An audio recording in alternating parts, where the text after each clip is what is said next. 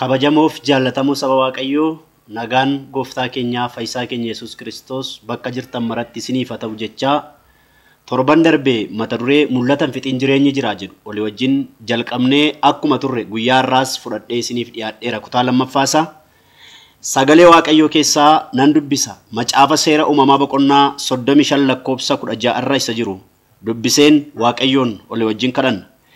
Isaan Beetelii kaanii ina deemanii biyya Efraaxaa ga'uudhaaf ammallee waa afeetu jiru Raahel da'uudhaaf hin ciniinsifatti ciniinsuun ishees jabaa ture utuu isheen da'uudhaaf ciniinsuu jabaa sana keessa jirtu deessiftuun ishee ammas immoo ilma dabalachuudhaaf waan jirtuuf hin sodaatin ittiin jette Raahel du'uudhaaf yeroo lubbuun ishee ba'uudhaaf jedhetti maqaa mucichaa Beeniyoon jettee moggaafte abbaan isaa Beniyaamiin jedhee moggaase Beeniyoon jechuun ilma gadda koo jechuu yommuu ta'u Beniyaam jechuun ilma mirga koo jechuudha. Ameen. Akka Waaqayyoon nutti dubbatuuf Waaqayyoon hin kadhanna. Gooftaa keenya, Fayyisaa keenya, Waaqa guuttee lafa guuttee kan jirtu. Waaqa Abrahaam, Waaqa Isiyaaq, Waaqa Yaaqoob galanniif ulfinni bara baraan siif haa ta'u. Amma immoo sagalee kee akka ati nuuf ergituuf si kadhanna. Sagalee isaa ergee saba isaa fayyise boolla du'aa keessaa isaan baase jedhamee caafamee jira. Sagaleen boolla namni keessatti awwaalame keessaa nama baasa. Sagaleen waanjoo garbummaa namarraa cabsa. Sagaleen gaaffii namaa deebisa. Sagaleen balbala cufamaa bana. Sagaleen jireenya mudhuqaa jabeessa. Sagaleen isa abdii kutateef abdiidha. Maqaa ilma kee gooftaa keenya Yesuus Kiristoosiin sagaleen kee waaqarraa nuuf dhufu. Ammas nan jedha sagalee kee akka hin dhageenyeef qalbii dhalootaa kan qabu hafuurri hamaan ongeen caamsituun afura qulqulluu sa'atii kanaa kaasee lafa jirutti hidhamaa ta'u. Macaafota hawwataniif qalbii isaanii bane jedhamee barreeffamee akkuma jiru qalbiin keenya kan baname haa ta'u. Ana isa dubbatus gargaari. Ilma kee Yesuusiif jedhi ameen. Yeroo darbe mul'ata jechuu iddoo gurguddaa lamatti hiree isinitti dubbadheen ture. Kutaa jalqabaa keessatti mul'ata jechuun maal jechuu akka ta'e walii wajjin ilaalaa akkuma turre gara jalqabaa irratti qabxii tokkoffaa irratti mul'ati ija yookaas agartuu akka ta'e walii wajjin ilaalaa turreerra. Arra kallattii maanii olii wajjin utuu hin seenin fuulduraa waa'ee ijaa yookaas waa'ee agartuu yeroo darbe olii wajjin kaafne keessatti waa tokkoon tuqee darba. Ija gaafa jennu seenaa Joobraa keessatti iji maaliif akka gargaaru yookaas kiristaanonni yeroo baay'ee Joobratti maaliif akka fakkeeffaman olii wajjin ilaalaa turreerra. Iji Joobraa waa'ee saayinsii Joobraas xiqqoo tuqee darbuu yaaleera. Beektonni waa'ee Joobraa gaafa barreessan iji Joobraa amma ija ataraa akka ga'u dandeettiin arguu isaatis maayila 50 irratti akka ta'e Joobirri arguu kan isa dandeessise wantoota qoshaashaa yookaas naannootti argaman raammoo hin funaan waan duduwaatti dhaqee hin bu'u. Kan inni nyaatu soorrati isaa waan fayyaa yookaas maraxamaa akka ta'e olii wajjin ilaalaa turreerra. Kanaa wajjin kan ol qabatu dandeettiin arguu isaatii fagoo akka ta'e akkasumallee ol ka'ee balali'uudhaaf ol fagaatee samiirraa akka inni balali'u allaattota biroorraa adda akka inni ta'e isinitti dubbadheen ture. Akkasuma Joobirri leenjii jireenyaa akka qabu olii wajjin tuqee darbuu yaaleera.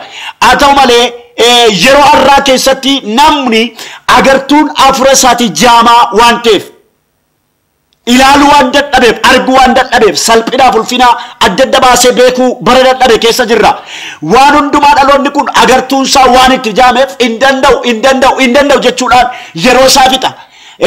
Fakkeenya tokkoon isinii kaasuu yaala. Biyya Indii keessatti arba bineensa guddaa ijaan ilaaluun baay'ee nama sodaachisu. Fe'insaaf kan itti fayyadaman. Arba bineensa guddaa kana namni ijaan ilaaluudhaaf baay'ee sodaata. Itti siqee ilaaluudhaaf namni baay'ee hin robu. Garuu isaan fe'insaaf itti fayyadamu. Arba bineensa guddaa amma kana ga'u akkamitti fe'atu yoo ta'anii bineensa guddaa kana yeroo inni dhalatu xinnummaa isaatti dhaqanii haadha jalaa qabu. Erga qabanii booddee miila isaatti finyoo yookaas hidhaa erga hidhanii akka inni kutuudhaaf hin rukutu. Hilmoo darbaa kun nan kuta jedhee utaaluu yaada. Kutuu waan dadhabuuf hin dhaabata. Guyyaa itti aanuttis akkuma kana akka inni kutuuf isa rukutu. Ammas nan kuta jedhee utaala. Kutuu dadhaba. Yeroo sanaffaatti akkuma kana godhu yeroo muraasa booddee arbi sammuu isaa amansiisee ani hin danda'u jedhee dhaabata. Ilaala mul'ata fixe malee waan yeroo xinnummaa isaatii yookaas hilmoo yommuu ture waan kutuu dadhabee itti fufee hin kuta ture. Kaleessa sammuu isaa amansiisee ani hin danda'u waan jedheef gaafa guddatus hin danda'u sanatu keessaa dhiidata. Namooti baay'een yoo namni tokko waa yaalee darbuu dadhabe anis hin danda'u jedhanii rakkoo nama tokko yookaas immoo piroobileemii nama tokko kan kooti jedhanii fudhachuurraa kan ka'e sammuu isaanii waan amansiisanii waan baay'ee dadhabu mul'ata fixe. Kanarraa kan kaasu wanta inni danda'u sammuu isaa amansiiseef harba bineensa guddaan maka dhaga'u ijoolleetu kirriirra buusee fee gabaa Indoneeshiyaa baa giddu galeessaa keessaa erga fe'ataniitu gabaa dhaqanii galu. Akka biyya keenya keessatti geejjiba biyya keenya keessaa arree baadiyyaadha gara magaalaatti hin dhufnu kana biyya Hindii keessatti arba itti fe'atu. Arbi akka inni ergamu kan godhe waan mul'ata fixeef xiqqaanis guddaanis isa fe'atanii bakka yaadanitti geessanii deemu bakka ofii yaadanitti geessanii deemu. Yoo ati mul'ata fitte rakkinni si ergata iyyummaa si ergata jechi si ergata dhukkubi si ergata. Kanaaf iyyuu rakkoo guddaan inni ammaa dhaloota abdii kutachiisu akka wantaantiirraa birrii fixuu miti hin jedhe akkuma kana immoo wanta hojjetanirraa waan oomisha lafarraa galurraati fixee dhaloonni du'aan jiru. Dhaloonni kun kan inni ittiin du'aa jira mul'ata fixuudha. Har'a Waaqayyo mul'atan fixinsiin jechaa jira. Ilaala yoo ati mul'ata fixxe wanti ati akka salphaatti argachuudha maltu si argachuu mala. Kanaaf iyyuu wanta kaleessa hin danda'u jechaa turte har'a hin danda'a yoo jette ofirratti dikileerii yoo goote yoo labsite hin dandeessa. Akkanaaf Solomoonii ajjeesuu jiraachisuus kan danda'u. Hundi arrabaa jala wanti ba'u aboo namarratti akka qabu namooti baay'een hin danda'u gaafa jechaa ofirratti lallabaa deeman dhuguma akkuma jedhan sana dadhabanii argamu. Nan danda'a yoo jette waan jette sana dandeessa. Har'a nan jedha maqaa gooftaa Yesuus Kiristoosiin hulaa jirtanitti wanti isin hin danda'attanii abdii kuttan humna du'aa ka'u Yesuus Kiristoos hin danda'amaa ta'e isiniif haa mul'atu. Gara qabxii lammaffaan isin dabarsa. Mul'ata jechuun maal jechuudha? Inni lammaffaan mul'ati gurra yookaas dhageettiidha. Mul'ati gurra yookaas dhageettiidha. Macaafa qulqulluu keessatti gurra kan jedhu 627 caafamee jira. Garuu isaan keessa waa tokko isinitti himuu yaala. 8 deddeebi'ee macaafa qulqulluu keessatti mul'ata Yohaannis keessatti 8 namni gurra qabu saafirri qulqulluu waldoota kiristaanaan jedhu dhaga'u. Irra deebi'ee ammas namni gurra qabu saafirri qulqulluu waldoota kiristaanaan jedhu maal ta'u dhaga'u. Maaliif dhaga'u jedha? Sababni isaa maaliif irra deddeebi'ee namni gurra qabu na dhaga'u namni gurra qabu dhaga'u namni gurra qabu dhaga'u maaliif jedha beektu? Dhalootaaf anarraa jalqabee isiniin dabalatee wantoota gurguddaa lamatu sodaachisaadha. Yeroo ammaa kana anarraa jalqabee isiniin dabalatee dhalootaaf wantoota gurguddaa lama sodaachisa. Inni tokkoffaani callisuu Waaqayyooti. Bara Waaqayyo callisu dhaloonni du'a gadhee du'a. Bara Waaqayyo callisu guddaatu salphata. Bara Waaqayyo callisu beekaatu wallaala. Bara Waaqayyo callisu nama biyyaaf eegamantu mandara geggeessuu dadhaba. Bara Waaqayyo callisu nama irraa afaataa jedhamutu ofii isaa dadhaba. Eenyu callise waan ta'eef Waaqayyotu callise waan ta'eef. Isa dura Saamu'eel boqonnaa 28 lakkoofsa 15-16 dabalatanii dubbiftanii. Saa'ol Waaqayyo yeroo jalqabaadhaaf Israa'eloonni mootii barbaanne mootii uumuu jennaan Waaqayyo mootii akka ta'uudhaaf nama isaa Saamu'eelin itti ergee isa dibe. Saa'ol isa dibame ilaala boqonnaa isa dura Saamu'eel boqonnaa 9 keessatti Saa'olin waamame. Tajaajila isaa yookaas geggeessummaatti 14 kaasee hanga 15tti hojjete 15ffaarra kan yeroo ga'u Waaqayyo dhaqeefi orraa Amaaleqotaa rukuti qabeenya isaanis fixi gottannaan wanta Waaqayyo isaan jaallanne horii sanyiidhaaf kaaman Saa'ol filatee fudhatee dhufe. Waaqayyo Saamu'eelitti dubbate Saamu'eel ennaan Saa'olin nan tuffadhe. Maaliif qabeenya orraa Amaaleqotaa fixi gottannaan inni immoo keessaa filee fudhatee dhufe ennaan gara mana Saa'ol dhaqee Saamu'eel dhaqee Saa'ol wanta Waaqayyo siin jedhe kana hojjettee taanaan eeyyee xumureen dhufe. Maarree sagalee horiin si booddeedha marratan kun sagalee horiin dhagaannaan isa immoo dhaqi Waaqayyo keef aarsaa dhiyeessinaan jedhanii warri Amaaleqotaan itti laatan. Waaqayyo kadhattuu miti Waaqayyo dhabaas miti. Waaqayyo qabeenyaa cubbamootaa hin barbaadu Waaqayyo. Ofii isaa jaallatee fudhatee dhufe. Waaqayyo Saa'olin kanarraa kan kaasu bulchiinsa irratti isa tuffate. Nama Waaqayyo tuffate eenyu tokko tiifoosoo ta'eefi amilee isaa ol kaasuu hin danda'u. Nama Waaqayyo tuffate nama Waaqayyo salphaadhaan jedhe namni ol ka'ee kabajamaa isa gochuu hin danda'u. Eenyu tuffate waan ta'eef Waaqayyotu tuffate. Waaqayyo Saa'olin isa tuffate wajjiniin haasa'uu dhaabe Waaqayyo. Raajichi Saamu'eel erga fooniin addunyaa kanarraa boqote namni kaleessa mul'ataan Saa'olitti dheekkame karaa itti agarsiisaa ture erga boqote gara iddoo boqonnaa isaa erga dhaqee Saa'ol namarraa raajii dhaga'uudhaan gaaf tokko Filisxeemota loluudhaaf jedhee waa'ee lola Filisxeemiidhaan nama gaafatu dhabee Saa'ol utuu ni cannaqamu argina. Gara mandaraa Hindooriin deemeetu dubartii warra dubbatti tokko dhaqee Saamu'eelin naa kaasi Saamu'eel ekeraa humti isaa kee raajinatti dubbatu waan sitti banama Waaqayyo Waaqayyoon dhaggeeffatta yoo ta'e Waaqayyoon abdatta yoo ta'e Waaqayyoon ilaalta yoo ta'e ati jiraa kee mini du'aa kee dhimma baasa. Bara namoonni addunyaa kanarra jiraatan utuu jiranii dhimma baasuu dadhaban ati jiraa kee mini du'aa keetu dhimma baasa. Addunyaa kanarra dhaloota gosa lama jira. Isaanis dhaloota utuu jiruu sammuu namaa keessa hin jirreef dhaloota du'ee sammuu namaa keessaa hin dhimne. Kana lamaantu jira. Addunyaa kanarratti kan arginu dhaloota utuu jiruu sammuu namaa keessa hin jirre dhaloota du'ee immoo sammuu namaa keessaa hin dhimnetu jira. Tokko har'a utuu jiru hin jiru. Inni kaan immoo du'eema sammuu namaa keessaa hin dhibu. Yeroo baay'ee macaafa qulqulluu kana keessatti gaafa laalu waa'ee Saamu'eeliin gaafa barsiisnu fakkeenya fudhannee Saamu'eeliin baay'ee keenya lafarratti hin argine. Garuu tajaajila inni oomishee darbe yookaas wanta inni kaa'ee darbe dhagaa bu'uuraa godhee kan inni darbee jira. Har'a dhaloota utuu jiru sammuu namaa keessa hin jirre keessa dhaloota du'ee sammuu namaa keessaa hin dhimne si haa godhu Waaqayyo. Ilaala aqeetu naa kaasigaa Saamu'eeliin jedhe. Dubartattiin sodaachama Saamu'eeliin in kaaftee garaa dubbiftuun suni Saamu'eeliin dubbifte. Ilaa waa argaan jiraatti maal argitaa naani nama hojjaan isaa dheeraa jaarsa dulloomaa qoloo gadheeraa uffatu natti mul'ata. Inni targaa jirtu sun dhuguma Saamu'eelidha waan ta'eef naa dubbise maali Saamu'eel akkeet Saa'ol maaliif na barbaade jennaan Waaqayyootu naan oodee. Erga Waaqayyo siin oodee erga Waaqayyo sirraa jecha dhaabe erga Waaqayyo sirraa dubbii dhaabe ati maaf na rakkifta. Eentu sitti dubbatee gatii sitti gochuu danda'a. Eentu tooratti sitti fiduu danda'a. Ari'ati Waaqayyo waan sitti uffateef ati billaa harka kee keessa jiru irratti lafa dhooftee duuta. Waaqayyo bulchiinsa gara irratti kan abdatu nama qaba. Ilaal nama Waaqayyo tuffate eentu iddootti gochuu danda'a firoo tokko. Waaqayyootu naan oode mee lafa jirtanitti amantiidhaan yaa Waaqayyo naan hin oodin jedha. Waaqayyo na garaa nan dhoffatin jedha. Waaqayyo na duraan callisin jedha. Bara kana namoota baay'ee dura barachuu Waaqayyo ittiin oodaa jiru. Bara Waaqayyo namoota baay'ee garaa dhoffachaa jiru. Namoota baay'ee Waaqayyo garaa isaa wallaalchifachaa jirudha barri kun. Namooti baay'een ammaa iddoo tokkotti nan arga. Waaqayyo waa'ee kee natti meera. Sirrii godhee natti meera. Een dubbata Waaqayyo. Waa'ee kee dhibbaa Waaqayyo natti meera. Waa'ee kee Waaqayyo raajotatti kan inni himu dhibbaa waa'ee kee himu hin goomi. Waaqayyo harka dhibba keessa persentii tokko yoo persentii 5 yoo itti meef gaa. Waaqayyo waa'ee kee dhibbaa fuudhee namatti laannaan immoo namni si amachaa oolaka. Waaqayyo waa'ee kee dhibbaa namatti icitii kee laatennaan icitii kee namni firfirsaa oolaka. Kanaaf Waaqayyo dhibbaa waa'ee kee namatti himu. Hin himu Waaqayyo. Waaqayyootu naan oode. Erga Waaqayyo siin oode immoo eenyutu sitti jin aasee gatii sitti godhare maaliif na rakkiftaan naani? Achuma irratti buddeen utuu nyaatin guyyaa tokko lafa dhee achuma ciisaa oolee borii isaa utuu lola baqatu billaa harka isaa keessa jiru irratti lafa dhee du'e. Saa'ol bara Waaqayyo callisu dhaloonni du'a gadhee du'a Waaqayyo nu haa gargaaru. Yeroo kana ilaalaa jaarraa 21ffaa keessa jiru keessumaa external problem kan biyya keenya ilaalla.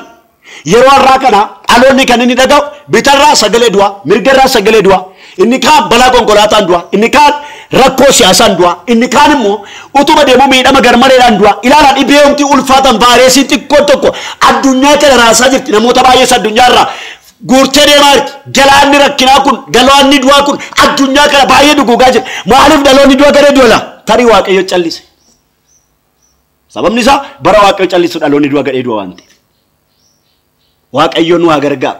Inni lammaffaan rakkoo ulfaataan inni namni gurra qabu haa dhaga'u jedhu gaafa Waaqayyo dubbatu hin dhageenyu yoo ta'e immoo rakkoonsaa cimaa. Iyyoob boqonnaa 33 lakkoofsa 14 irratti akkana jedha.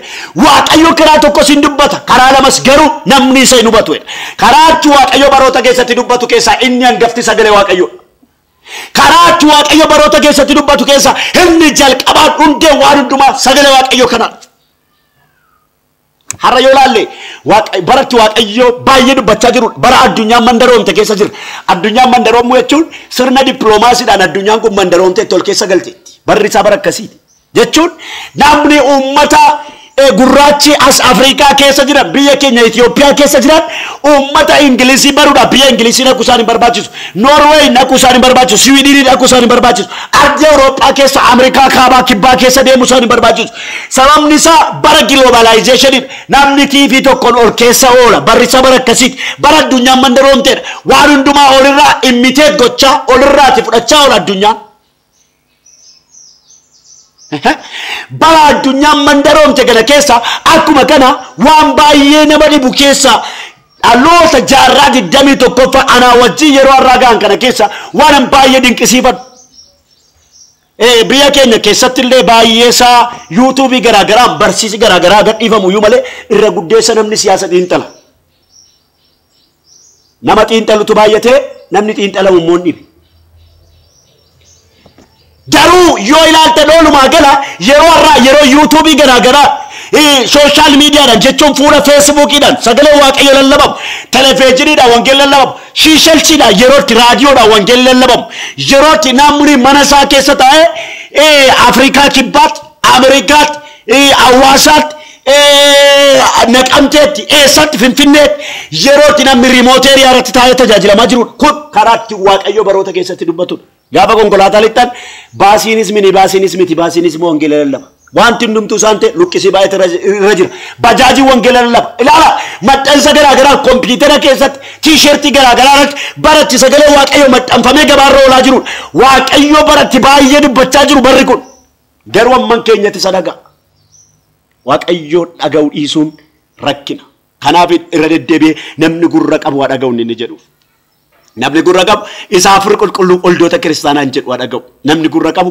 isa afur qulqulluun oldoota kiristaanaa hin jedhu waa dhaga'u eenyuun dhagaa jirtaat isa afur qulqulluun oldoota kiristaanaa hin jedhu dhageessa moo isa haalli jedhu dhageessa isa qilleensi jedhu dhageessa eenyuun dhageessa yoo isa afur qulqulluun jedhu dhageessa ta'e mul'atan fixinsi hin jedhe waaqayyo hin sodaatin ka namooti baay'ee yeroo baay'ee barri kun bara akkasiiti barri kun bara gadheedha barri kun bara fokkisaadha bara abdii nama kutachiisu jireenya chaalenjii nu gochaa jiru kana keessa akkuma torbee darbe keessa barsiisa kutaa jalqabaa keessatti dubbadhe dhaloonni kun mooraalii keenya gadi buusaa oola mooraalii oliidhaa oola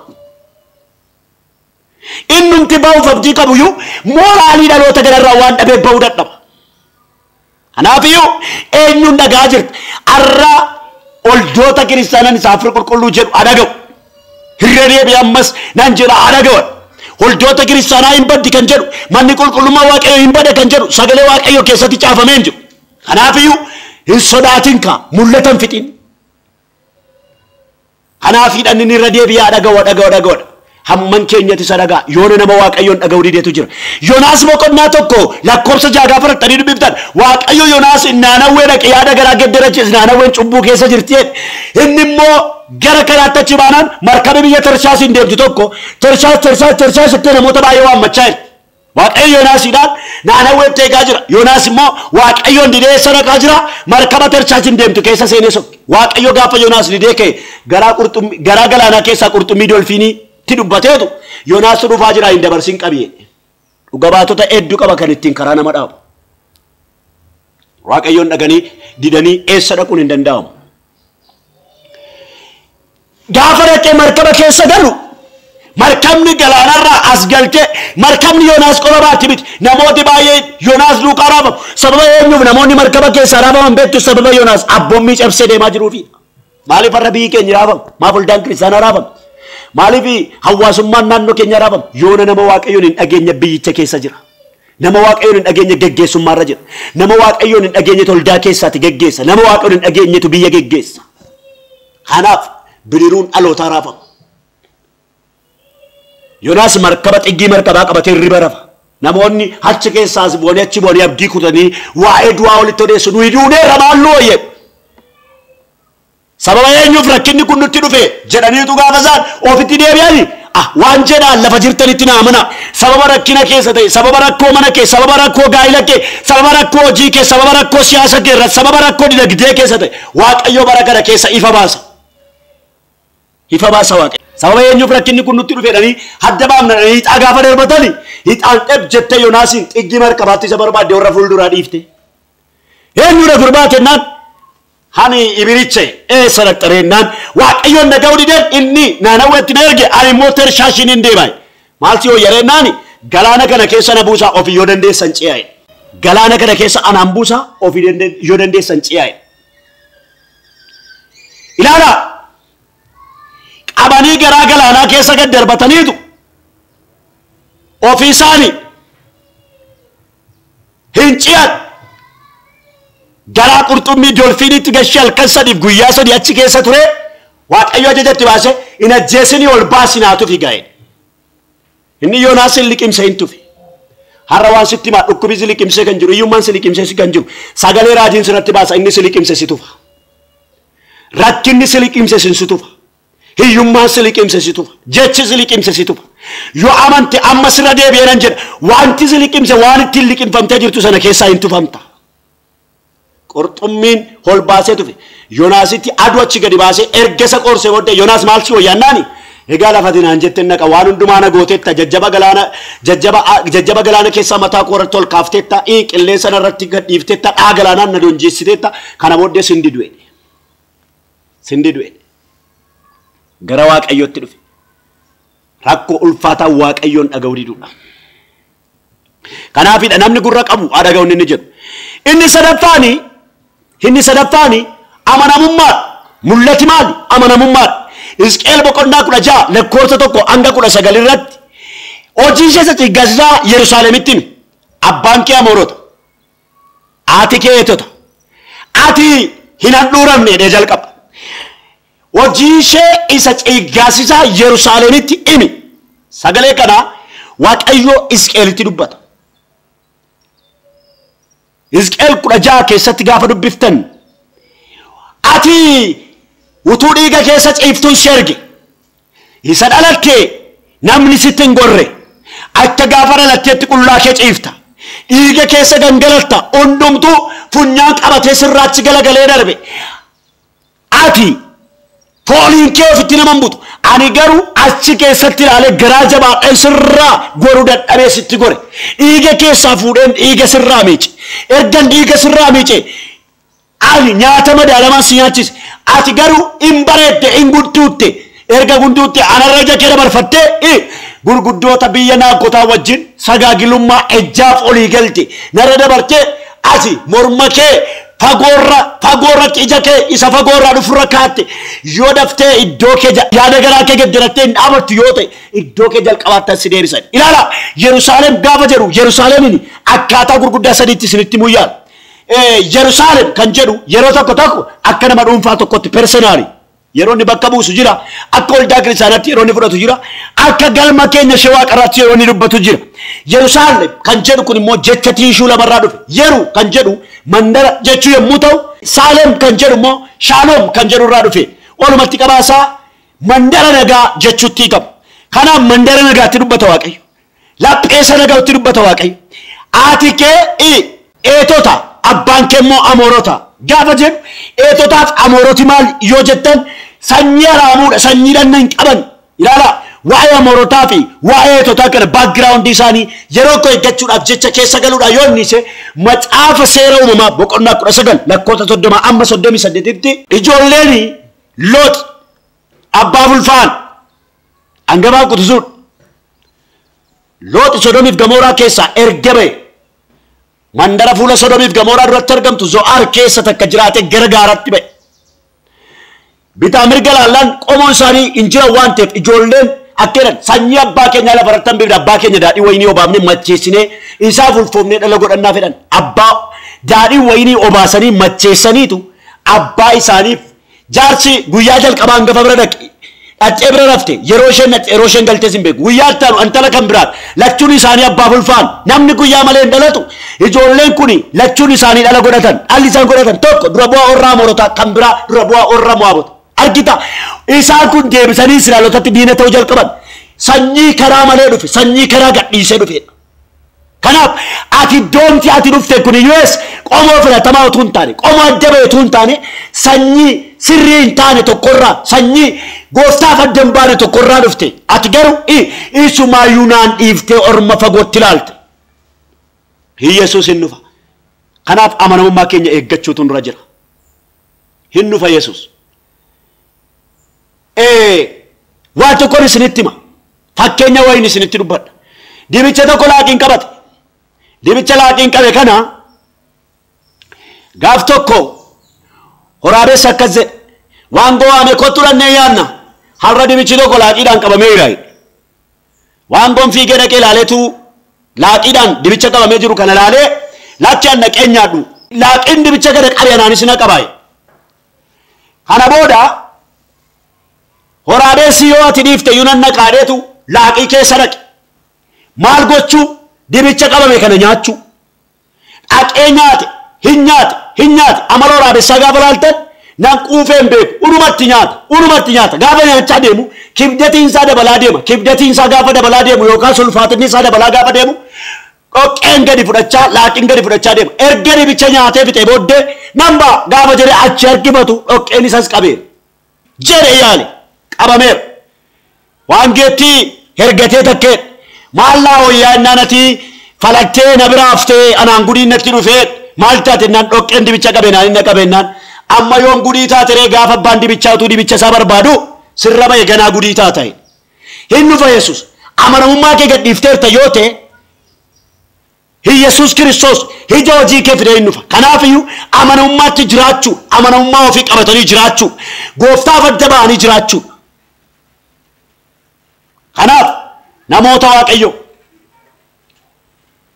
waa'ee amanamummaa irratti bara kana keessa namoota baay'ee Waaqayyo buddeen maaddii ulfinaa dhaabennaan buddeen taajjabaa nyaachaa jira. Namoota baay'ee nama maaddii hin qabne maaddii dhaabeefi nama jireenya hin qabne jireenya laateefi nama mana hin qabne mana laateefi namooti baay'een buddeen taajjabaa nyaachaa jiru. Kanaaf kottaa buddeen taajjabaa nyaannu gooftaan sagalee dhageenya kana akka nuuf eebbisuuf hin kadhannu. Lafa jirtanitti amantiidhaan harka keessan gara Waaqayyootti ol kaafadhaa.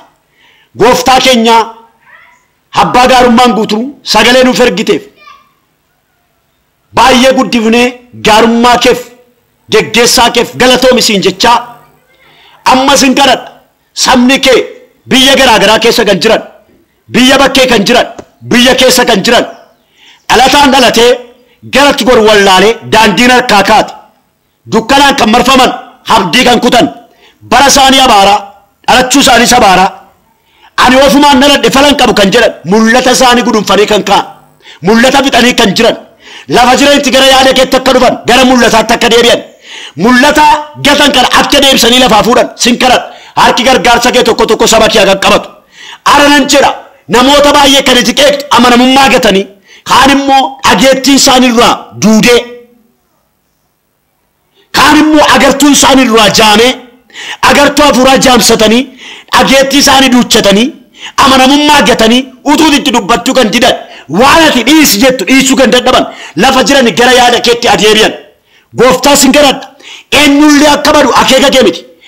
Akeeki Waaqayyo namni hundumtuu akka fayyuuf jedhamee sagalee keetti dubbata. Lafa jiranitti fayyinni guutuun saba keef haa ta'u. Ammas nan jira dhibee garaagaraan kan qabaman sababa cubbuun kan itti dhufe sababa abdii kutannaan kan itti dhufe sababa ofii isaanii yakkaniif sababa yakka isaaniif kan itti dhufe hajaba harka kee keessaa dhufeenis kan itti dhufe biyya lafaanis kan itti dhufe dhibeen kaanserii dhibeen HIV dhibeen istirookii nan jira dhibeen hasmi dhibeen diiskii nan jira saba kee gadhiise kan godaanii haa ta'u dhiibbaan dhiigaa sukkaar nan jira dhibeen nyaata miila gubbaa kan jiru dugda gubbaa kan jiru lafee gubbaa kan jiru dhiiga gubbaa kan jiru sammuu gubbaa kan jiru humna maqaa keetiin saba kee irraa kan ka'e haa ta'u humna maqaa Yesuus Kiristoosin sabni kee kan bilisa ba'a ta'an nan jira lafa jirtanitti humna maqaa Yesuus Kiristoosin bilisa sin baaseera bilisa ba'a. Gooftaa sagalee nuuf ergiteef ulfaadhu gaarummaa keef si haa galatu ilma kee Yesuus Kiristoosiif jedhi ameen. Waaqayyo isin haa eebbisu. Mata duree koo kutaa ittaanu torbee dhufu keessa qabadheen isiniif dhiyaadhaa ulfaadhaa eebbifama.